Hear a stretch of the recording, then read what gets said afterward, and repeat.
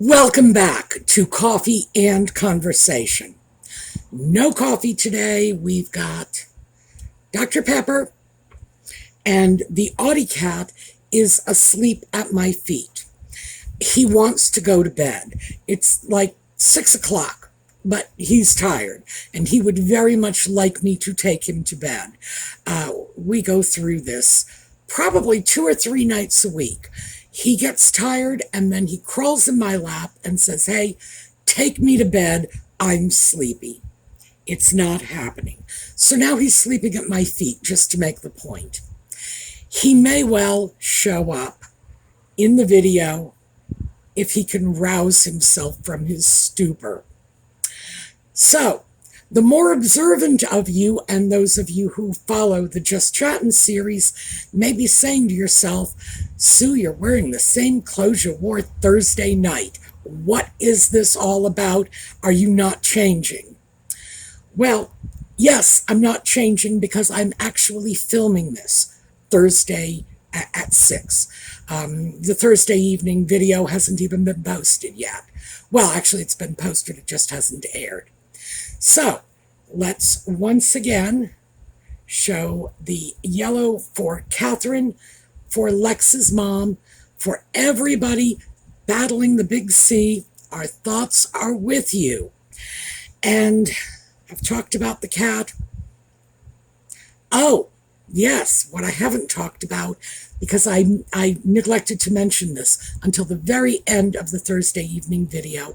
I have a new slideshow that I'm going to be showing at the end of this video too.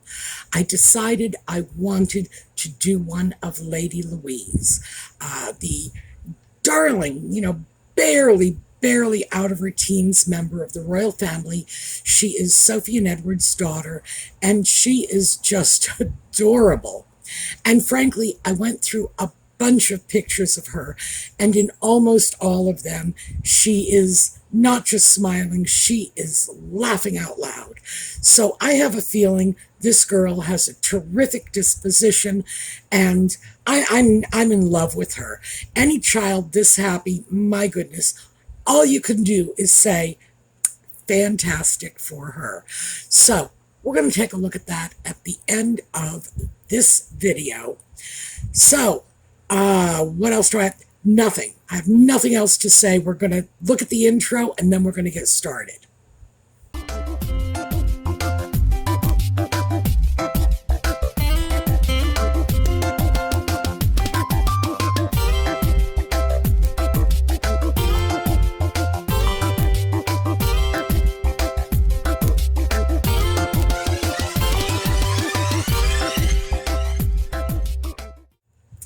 Now, this is a project video. I haven't done one of these in a while, but got one for you today. But it's a sort of low-key project. Now, a lot of people shy away from suede shoes. Personally, I think suede shoes are terrific. They have a wonderful sort of casual look to them. Well, assuming they're casual shoes. I have seen suede dress shoes, so I know that, you can pull suede off with like fancy high heels and whatever. But I find they have a rather casual look, and they don't scuff. It's one of the great things about them. You put on a nice pair of shoes, and it doesn't take more than 10 minutes for you to get little scuff marks on them, and, and then you worry about, oh, I've got to polish them. Suede shoes are terrific because all you have to do is just grab a stiff brush. Does not have to be a suede brush. I have suede brushes because, I'm a shoe freak. What can I tell you? Especially when it comes to maintaining my shoes. So I have suede brushes. I have stiff bristled brushes. I have these odd little sort of plasticky fiber brushes. Not even sure. I'll show you a picture of one of them. Strange. I don't know what they're made of, but I have brushes like that, and suede shoes never need polishing. You can't polish a suede shoe. Just no way to do it. So I think they're great. And I love the look of them. I love the very casual feel of them because, as you know, I have worn my very last pair of high heels. No more high heels for me ever.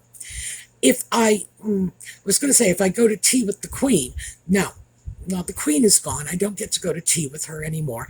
I blew my chance. What can I say? But if the Queen were still around and I were to go to tea with the Queen, I still wouldn't wear high heels. I'm through with them. It's just not something I care to do at this stage of my life. But I went through my shoes recently and realized that a full third of my shoes are suede, or at least part suede and leather. So, yeah, I need to start dealing with this. And since I need to deal with this, I'm taking you along for the ride. So, let me start with, this is the product I started with. It's called Atsko, A-T-S-K-O, Atsko. And it's a silicone water guard. This cost me less than $8 at Walmart. It's over 13 ounces, 375 grams, and I've already done 2 pair of shoes and waterproof them to the point where when I drop water on it, it just beads off. And there's still, I don't know if you can you hear that? There's plenty more in here. Now, here's the downside of this video. I had a terrible time filming. Things just did not work well for me. I was filming outdoors. You know what the traffic noises are like. But I am going to share the video disasters with you.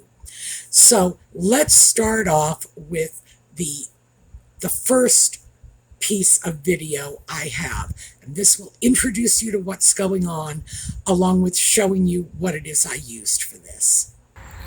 So we are outdoors today. We've got a little bit of a project here. You're going to have to bear with me with the traffic noises because, as you know, for a tiny little back road with farms on either side of me, my area is very, very noisy. So what are we doing here? This is a pair of deerskin suede moccasins. They are a little on the old side, as you can see. And I am going to try waterproofing the suede. Suede is easily damaged by water. Most people suggest you do waterproof suede, but it's tricky. So it's all well and good to say, go waterproof your suede. The problem is, a lot of the time, it just doesn't work out the way you planned.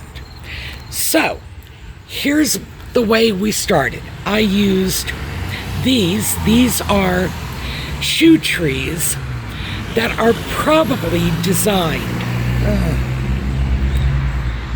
Nobody believes in mufflers anymore. They are probably designed for women's high-heeled shoes. And you pop this front into the toe portion, and this rod bends. Let's see if I can do this with, there we go, with one hand, so you can slide this in the back. In terms of shoe trees, they are not very valuable for me. And that's because, as you can see, when this bent rod is inside the shoe, it's putting a lot of pressure on the shoe to stretch it front to back. However, it's going to be perfectly adequate for this short-term job. So, in fact, it's actually going to be a little better than perfect because I have this little handle that I can use to hold the shoe. Now, when you spray, you have to spray vertically. In other words, I have to keep the can in the upright position and then hold the shoe. So, by the way, I'm going to have to put the camera down for a minute while I do that, but I'm going to check and see if I can put it somewhere where it can capture me from a distance. So, well, I never did get the camera properly situated to show you how I actually sprayed. So we're going to do a pretend. So I'm going to get out another pair of shoes. And this is the second pair of shoes I did. The first pair, let me go back and explain. The first pair of shoes, the beaded moccasins with the little design on them, those are just kind of somewhere between bumming around the house and better shoes, slightly better shoes. I will wear them to the grocery store. I will wear them to the drugstore. Am I going to wear them anywhere fancier than that? No, absolutely not. They're just too casual. The design of the shoes is too casual. And at this point, they're pretty old. They are probably about maybe 18 months old. And you saw them in the video. They kind of look it. Now, I do take care of my shoes. They are very, very comfortable. But there's just half a step above my house shoes.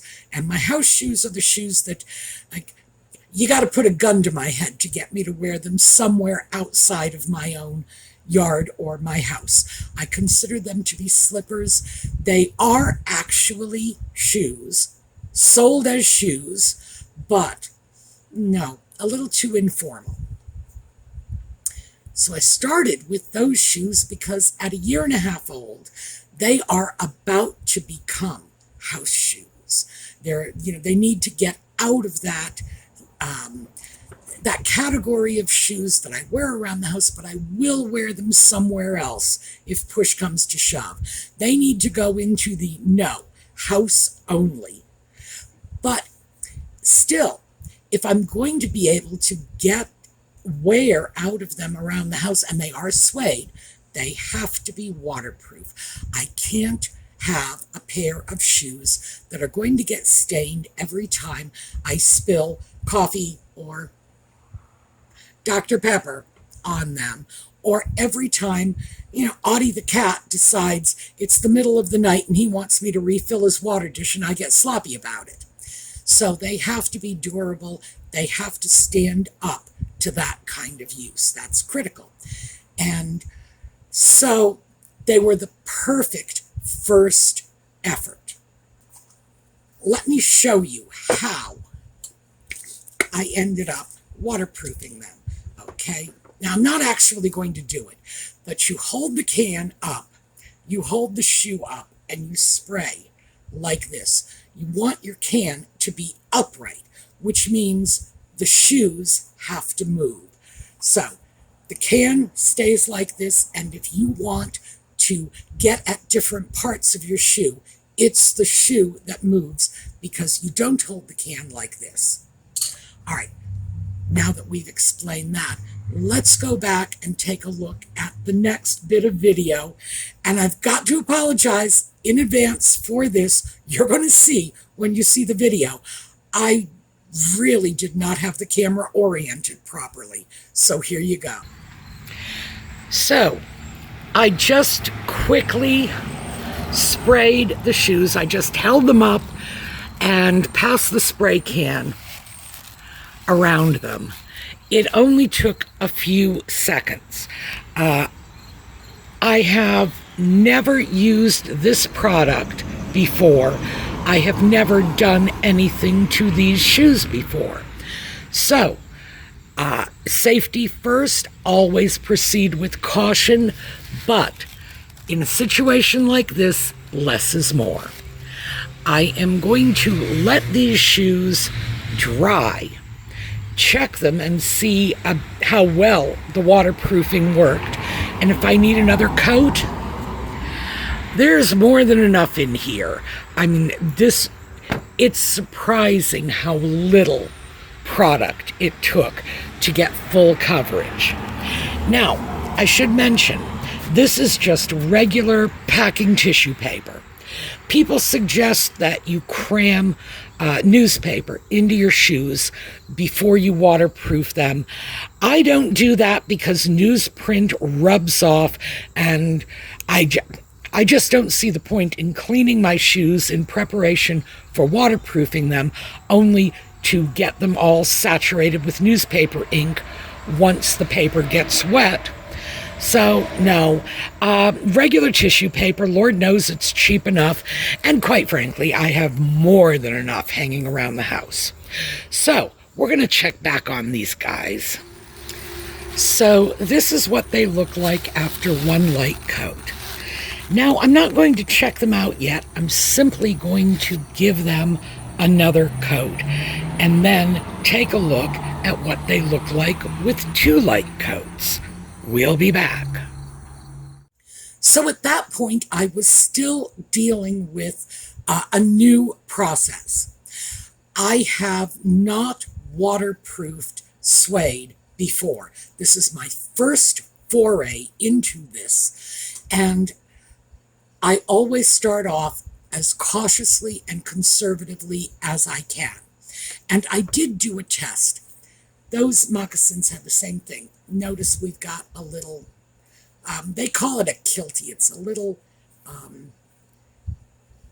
section of fringe. I checked for waterproofing under that fringe so that if it left a stain, the fringe would drop down on top of it. It would never be seen. Whereas anything else, even going on the inside here or here, might be seen. That fringe can hide a multitude of sins. So once I realized it was not going to stain, and I went over it with several light coats. In fact, I did 3 light coats. Then we're going to move on to this final film clip. So here you go. Well, I've put 3 coats on the shoes, and it's dried and cured. So now we're going to see how well this has worked. And I've got a pitcher of water over here. Actually, it's a watering can. So let's see. Yep, the water is just... Okay, as you can see, I lost the filming. I cut off right in the middle of a sentence. But you did get to see right at the end that the water just beat it up. Perfect. So, once I had that done, and I had experimented on a pair of shoes that were all ready to be moved into the house shoe only section, that's when I did these. And these, I actually have a lot of navy blue in my wardrobe. Duh. So I have 2 pair of navy shoes. The thing I hate about navy shoes is they're always more expensive than any other shoes. I don't know why this is. Maybe it's just that I have very expensive taste in shoes that happen to come in navy. I don't know. But they are, I think I calculated that they were on average about 20% more expensive than my other shoes in general. So navy blue, and they went next. Now, before we get too far in this, I want to show you something. This is the shoe tree I use for my moccasins. And it's foam. It's got quite a lot of give to it. It's got a little handle. And this is designed for high heels, as you can see, from this curved portion that would go over the arch. So why in the moccasins? Well, when I pack my moccasins away, I want to preserve the shape of the toe so they don't Here, I'll show you what happens if you don't. You pack moccasins away, and look at this. Let's see if I can do that. There you go. That's what I can do to them. So imagine what they can do by themselves if they're just sitting in a box and, something happens. So I want to keep the toe shape. And that's why I use these. I do not use a full-length shoe tree because these are very flexible shoes. And if I put a shoe tree in that goes from the front to the back, there's a better than even chance that they're going to stretch the shoe out lengthwise a little. They might even end up stretching it out widthwise. And these are a perfect fit as it stands. So I don't need them to be a little larger. I don't need a little more pressure here and there. On some shoes I do, but not these. And frankly, it's none of my Minnetonka shoes need any adjustment like that. They are perfect out of the box. It's the nature of the material. And this is deerskin suede. So, yeah, perfect. One of the things I love about these. So that is why I will use these little half shoe trees. I have shoe trees of some sort in every pair of shoes I own. And that is right down to those scruffy little house shoes. All right, I did want to show you that, but this was the second pair I did. These are nice. They're not very old at all. Those are new this year. I really like them because, again, navy. I need navy shoes, and they are so comfortable. Oh, gosh, are they comfortable. But as I mentioned in the video, I have shoe trees like this. Now, these were a mistake. Not like I bought them by accident, but I bought them intentionally. It just wasn't a smart thing to do. I look back on this. This is one of those I kind of regret it purchases. They weren't very expensive. I needed a couple of pair of shoe trees in a hurry, and I thought I would like to experiment with this because they have this bend that you can, well, as you can see, you can bend it any way you want to. It's very flexible. And I thought that might be a good idea if I did want to go with a pair of shoes that wasn't quite so flat. See, I got these before I decided high heels are a thing of the past for me. But it turns out they do have some value because, I'll show you this, if I stick these into a shoe, I now have a shoe handle. So, very convenient for waterproofing the shoes. But it's hard to tell on these. It was more obvious in the video when you saw them on a pair of older shoes, the stress they put on the heel, on the toe. Yeah, if I left these in my shoes permanently, they would probably stretch them out very, very badly. So, not going there. Now, let me get these shoes out of the way. And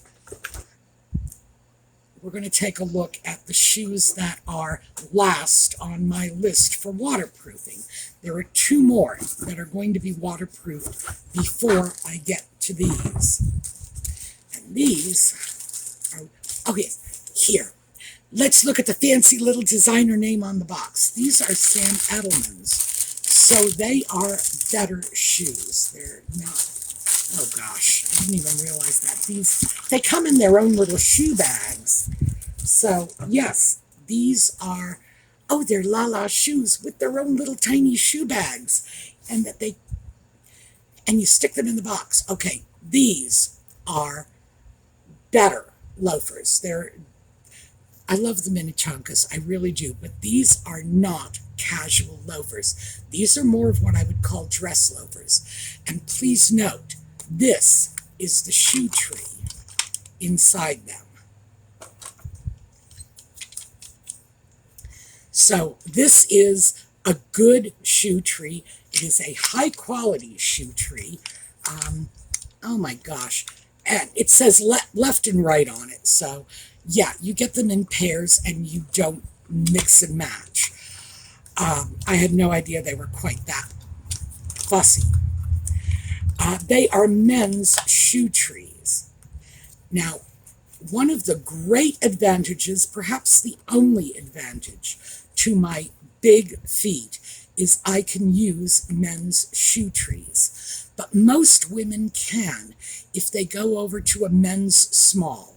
And this is a men's medium.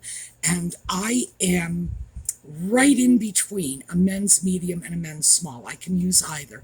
So I get better prices on men's medium shoe trees. They sell more, consequently, they tend to reduce the prices to blow them out quicker. So this is what I'm working my way up to. Eventually, after I do 2 more pair, these are going to be the last ones I'm going to waterproof. And I am going to use a different product on these. The one that I'm using here, this is a silicone water repellent. You have to actually scrub this off if you want to get rid of the water repellent. I'm going to use a more expensive water repellent on these, and I'm going to work a little harder at getting you some decent video. I took that video on my regular cell phone, and I don't like this cell phone for taking video. I'm not really used to it, but I keep my old cell phones. I have cell phones from like 2005 in a box. I don't know what's wrong with me. I keep telling myself I need to throw them away, but I just have this crazy notion that one day I'm going to need a 20-year-old cell phone. Lord only knows why. I'm such a pack rat. But I do have some of my older cell phones, and I really like the way they film. So that's what I'll do. I'll bring out an older cell phone that I'm familiar with, that I'm comfortable with, and I will film the waterproofing of these. Mostly because it's, at this point, waterproofing these shoes, if I screw up, it does mean something of a financial loss. Well, not just a financial loss. I do like these. So it's a financial loss, and, they're designer shoes. I want to do a little bit of a better job. So we will get there. We're not there yet. I have 2 more pair that I am going to waterproof, and I am going to try to get you some better video of the process. But as I say, it's nothing more than hold the can upright, hold the shoe, and then you move the shoe. You can move the can back and forth, but you move the shoe to get different angles of the shoe rather than moving the can. That's the only real trick. So we'll get there. We are absolutely going to get there. But I did want to point out how easy this is. I know a lot of people won't go near suede shoes. Oh, I love suede shoes, but they take so much care. No. And I can tell you this absolutely, as I say, 1/3 of my shoes are suede. And they require less care than my other shoes. I never have to polish them. I don't have to, well, if they're waterproofed, I don't have to wash them. I can pretty much ignore them. Nothing's going to happen to them unless something really untoward happens. But in the ordinary course of wearing them, all they need is to be brushed off, stuck back in their box, and they are good to go for next time. No extra fuss or muss. Whereas my regular shoes do have to be polished. They have to be polished, and they have to be hydrated, and Lord only knows what else. My suede shoes do need to get themselves hydrated. But that is a process, and I only have to do that maybe once every year or 18 months. It's not something I have to do all the time. Whereas with my other shoes, if I want to keep them looking nice, if I want to avoid the leather cracking, if I wanted to keep a nice spit shine on them, and I'm not into spit shine. But if I wanted to, it would require a great deal more care. Suede, by its very nature, is designed to be a little more casual, just sort of a little more low maintenance, and they really are. So I wanted to show you the one high maintenance job I need to do on my suede shoes, just so you can see how very, very easy it is. And as I say, for less expensive shoes, $8, and this, by the way, is probably easily going to handle a half a dozen pair of shoes. It's just, I wish you could hear how much is left in this can. $8, half a dozen pair of shoes. What could be easier? Now, yes, you have to take it outdoors. Well, you don't have to, but I would suggest you take it outdoors because you don't want to be breathing this stuff in, and you do want it to dry in a nice, well-ventilated area. So that is as bad as it gets in terms of maintenance. And when you consider what you get in exchange for that once every 12 to 18 months, little weekend spent waterproofing your suede shoes, when you look at what you get in exchange for that, which is great looking casual shoes that hide scuffs, hide dirt, and okay, I will tell you. One of the reasons I like it's embarrassing because this is just such a little piece of vanity. And I would think at my age I would be past this, but I'm not. Okay, one of the things I really do like about suede shoes is that it has an obviously fabric texture. So you look at a shoe like this and it has a cloth-like appearance.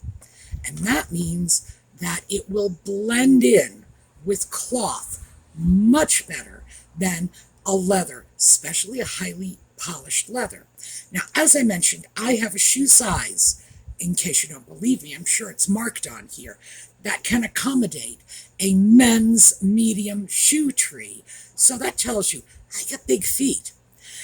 In order to sort of disguise my big feet, which, by the way, are no bigger than Jackie Kennedy's, just so you know, and I made a point of establishing that long ago. Yes, Jackie Kennedy had big feet too, so I'm in good company. But if you want to make your legs look longer and or your feet look smaller, you match your shoes to the bottom half of your outfit. So you wear slacks, you match the slacks. These would be great with beige slacks. You match your shoes to the color of your pants, and if they have the same general texture, they just kind of blend in together. And it disguises your big feet and makes sure short legs, I also have short legs, but so did Elizabeth Taylor. So again, good company. It makes sure short legs look longer and your big feet look smaller. So yes, there you go. I am just bearing my vain soul to you. I still do things strictly out of vanity, no other reason. I would just like my feet to look a bit smaller. I would like my legs to look a bit longer. So yes, now you have it. Oh my goodness. See how much I trust you. I don't ordinarily tell people this, but I tell you. Gosh, I tell you everything. As I said before, you are my very best therapists. But I did want to encourage you because I hear this from people all the time. I love the look of suede shoes, but there's so much work. Meanwhile, I'm thinking, I love the look of suede shoes, and I love the fact that there's so little work involved in them. So, yeah, once you know how to deal with them, it's not bad. And as I said, this is my first foray into waterproofing suede shoes. And even without using a chemical waterproofer, I'm still prepared to tell you that they are very, very little work. Considerably less work than hauling out those leather shoes and polishing them up once a month. And Yeah, I kind of do that. All right, fine. I was going to say I don't. Yeah, I do. I do. I polish them about once a month, and the suede shoes don't need it. So for me, they are considerably less work. Now, just to finish this up, I have two more pair of suede shoes that are going to need waterproofing.